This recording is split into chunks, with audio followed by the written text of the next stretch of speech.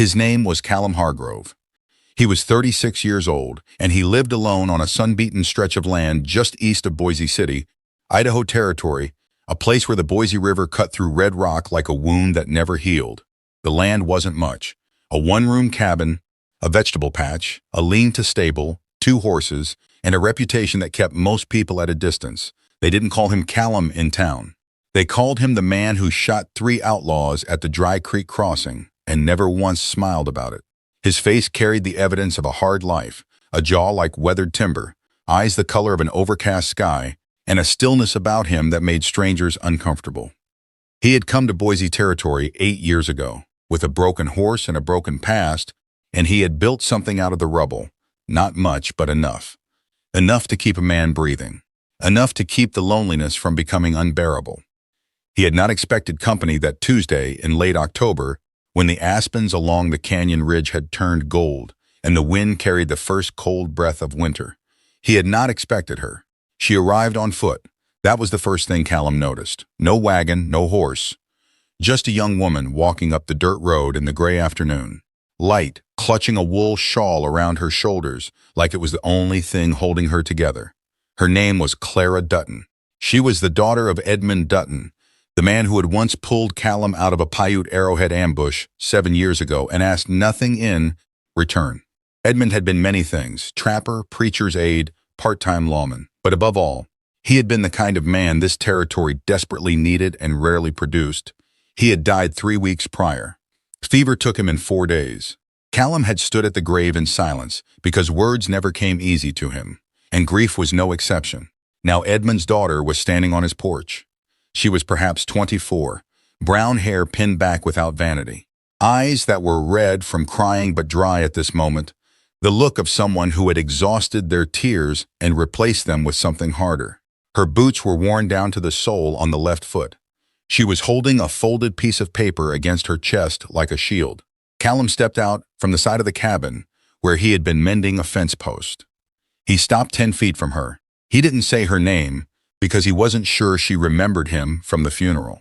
He only looked at her and waited the way a man waits when he senses something significant is about to be said. Clara looked at him for a long moment. She opened her mouth once, closed it, swallowed. Then she lowered her eyes to the porch boards and spoke in a voice barely above the wind. "My father said you needed a wife." Callum said nothing. The aspen leaves moved. A raven called from somewhere on the ridge. He let the silence sit, then answered, steady and plain as canyon stone. "Maybe. You." Clara's head came up so fast she nearly lost the shawl from her shoulders. Her eyes were wide and full of something between confusion and a desperate hope she hadn't permitted herself to feel in weeks. She had clearly not prepared for that answer. She had prepared for refusal, for pity, possibly for anger. Not for 2 words spoken like a quiet promise. If you enjoy stories like this one, hit that subscribe button below. More tales from the Wild West are coming your way every week. She shook her head fast and pressed the paper harder against her chest. "You don't understand," she said. "I don't have anything. Father's debts took the house. I owe 3 months on my room at the Larkspur boarding house, Mrs. Opal Greer says she'll put my trunk in the street by Friday." She paused, and when she looked at him again, there was a fierceness in it that reminded Callum sharply of Edmund Dutton. "I'm not here asking for charity. Father wrote this out before he died." She held out the folded paper. Callum crossed the porch in 3 strides and took it. The handwriting was Edmund's. He recognized it from the man's field notes, cramped and deliberate. It read, "Callum, my Clara is too proud to ask for help and too good to need it. But circumstances have made liars of better people than her. I have told her to go to you. I know what I am asking. I know what you are. Look after her. That is all. E. Dutton." Callum folded the paper carefully. He looked out at the canyon ridge for a moment. A hawk was turning slow circles in the cold air above the red rock. He spoke without looking at her. "Your father once carried me 8 miles through Paiute territory with an arrow in my left shoulder because I couldn't ride. He did it in the dark, in the rain, and didn't complain once. He sat with me for 2 nights after while the fever fought to take me. Never asked for a thing." Clara's lips pressed together. "He didn't tell me that. He wouldn't." Callum looked at her then. "How long before the boarding house put you out?" 4 days. "Any family in the territory?" She shook her head. "Then come inside." Her chin went up immediately. I told you, I'm not asking for. I know what you're asking for, he said quietly. And I know what I'm offering. Come inside, Miss Dutton. The wind is picking up.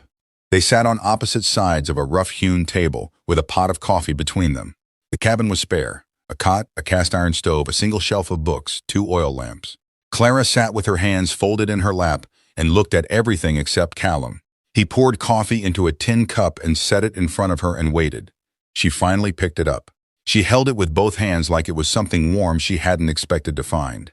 He spoke plainly. I'm not offering charity. The land is more than one man can work through winter. The garden's failing for lack of attention.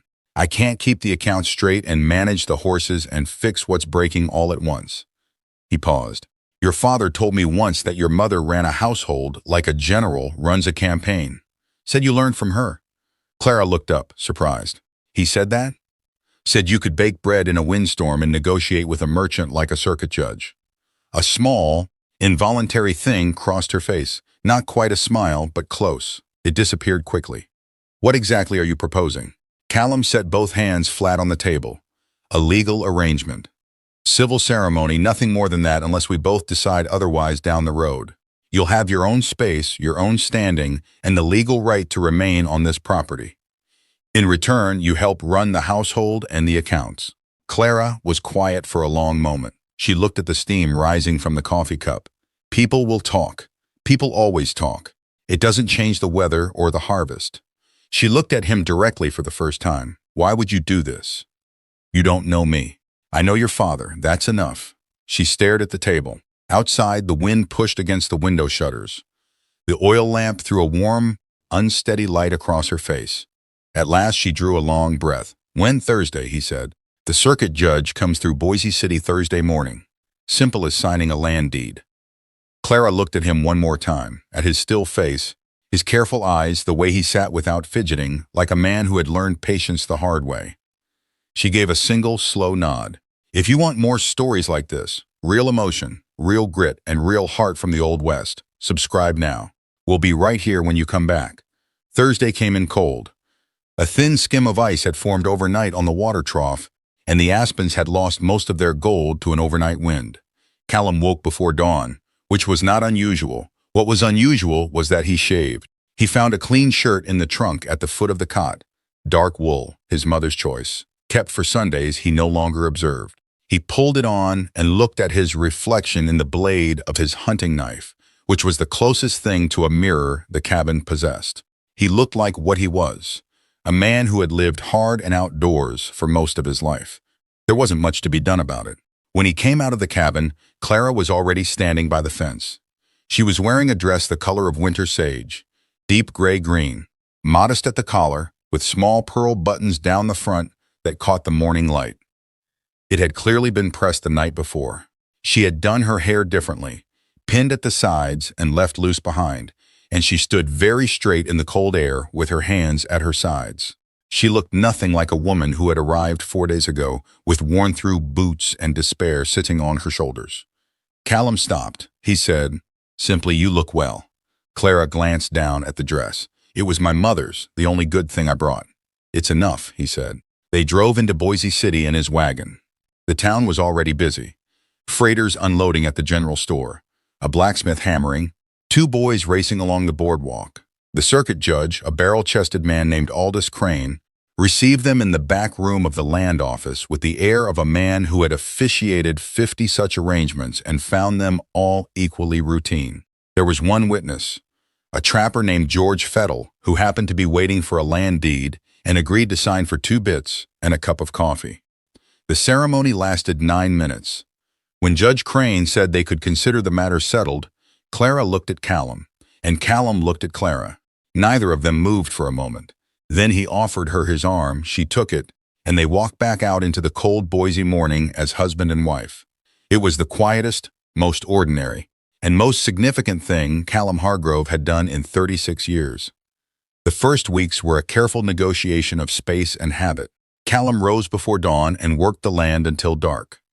Clara organized the cabin with a focus that bordered on military precision. She found a system for the accounts that took Callum 3 days to understand, and then could not imagine having lived without. She repaired the chicken wire on the coop, negotiated a better price for winter wheat at the Boise City Mercantile, and produced meals from a half-bare pantry that made Callum look up from his plate more than once with an expression he hoped passed for neutral. They were careful with each other the way two people are careful when they both know the arrangement is fragile, and neither wants to be the one to break it. Clara kept to her side of the cabin. Callum kept to his. They talked at supper, practical things, weather and livestock and supply lists. But slowly, without either of them deciding to allow it, the conversation stretched. She told him about growing up in the Oregon Territory, following her father across 3 states as he worked one trade and then another. He told her, in the sparse way he told things, about coming to Idaho from Missouri with $40, a horse that died 2 days after he arrived, and the stubborn conviction that the territory owed him nothing, and he owed it everything. "You don't ask for much, do you?" she said one evening. It was not quite a question. "Asking invites disappointment," he said. Clara looked at him across the table in the lamplight. "My father used to say that men who expect nothing from the world are usually the ones who deserve the most from it." Callum looked at her for a long, even moment. Then he picked up his coffee and said, "Your father was frequently right." Clara laughed. It was quiet and brief, and she seemed surprised by it herself, but it changed the air in the cabin. After that, the silences between them felt different, less like distance, more like the kind of quiet that two people share when they have stopped being strangers. It was a woman named Dorothea Hatch who decided to make things difficult. Dorothea was the widow of Gerald Hatch, who had owned the largest cattle operation north of the Boise River. Since Gerald's death 3 years prior, Dorothea had run the ranch herself with an iron precision that most men in the territory grudgingly admired and privately feared. She had also, for the past 2 years, made several offers to buy Callum's land, a wedge of property that abutted her northern pasture and controlled the only reliable creek access for miles. He had refused each time. She had not forgotten. Dorothea appeared at the cabin on a gray December morning, arriving in a black lacquered buggy that looked absurdly out of place on the canyon road. She was perhaps 50, dressed in dark wool and silver jewelry, with the kind of composed expression that comes from years of winning arguments. Clara opened the door. Dorothea looked her over with a slow, deliberate appraisal, from her plain dress to her worn boots, and then said, in the sweetest possible voice, "You must be the new arrangement." Clara said nothing. She opened the door wider. Callum came in from outside. When he saw Dorothea on his porch, he stopped and his expression did not change, which was a kind of change in itself. "Mrs. Hatch." "Mr. Hargrove, I heard you'd taken a wife, under rather peculiar circumstances." Circumstances were straightforward enough. Dorothea smiled. "I'm sure they were. A destitute girl and a lonely man. Very practical." She glanced at Clara. "Tell me, dear, did he explain that this property sits under a disputed water claim? That the Boise River Cattle Association has the legal right to reroute the creek that feeds this land?" It was a lie, and Callum knew it, and Dorothea knew he knew it. But it was the kind of lie that cost money and lawyers to disprove, and she was counting on him not having either. "I'll take that up with the association," Callum said flatly. "Or," Dorothea said pleasantly, "you could simply sell to me, fair market price. You and your bride could start somewhere without complications." Clara stepped forward. Her voice was quiet and even. "Thank you for the visit, Mrs. Hatch. The road back to town is easier before dark." Dorothea looked at her with new interest. Then she smiled, the kind that means the opposite of warmth, and stepped off the porch. She paused at the buggy. "That girl has a spine," she said, addressing Callum as if Clara weren't there. "Pity it won't be enough." Then she drove away. Don't miss what happens next. Subscribe now so you never miss a story from the frontier. The trouble came 3 weeks later, in the dead of January. Callum woke to the smell of smoke before he heard anything. That particular chemical sharpness that was not wood smoke from a stove, but something larger, something being consumed that shouldn't be. He was outside in 30 seconds. The hay barn was burning. Flames had already taken the east wall and were climbing toward the roof with the lazy confidence of something that knows it will win. He shouted once toward the cabin and ran for the water pump. Clara came out behind him with a blanket and a bucket before he had time to call again. They worked for an hour in the freezing dark, him at the pump, her hauling buckets, both of them coughing in the smoke-thick air. They saved the structure barely. The east wall was gone. The hay inside was mostly ash. The two horses had been in the pasture, which was the only fortunate thing. When it was over, they stood in the snow and looked at what remained. Clara's face was streaked with ash and her hands were red from the cold water. She was shaking, not from cold, Callum understood, but from the particular exhaustion that comes after sustained, desperate effort. He found her coat where she had dropped it coming out of the cabin and put it around her shoulders. She didn't thank him right away. She was staring at the ruined wall with an expression that had moved past upset into something colder and more purposeful. She did this, Clara said.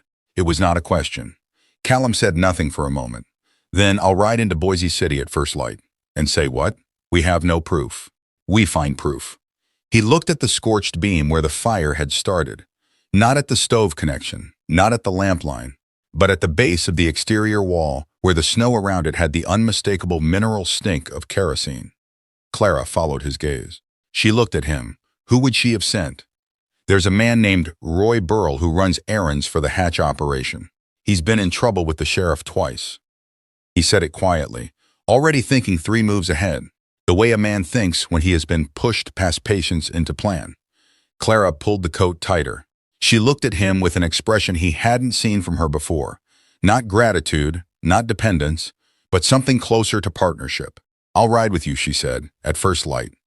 Sheriff Thomas Reedley was a methodical man.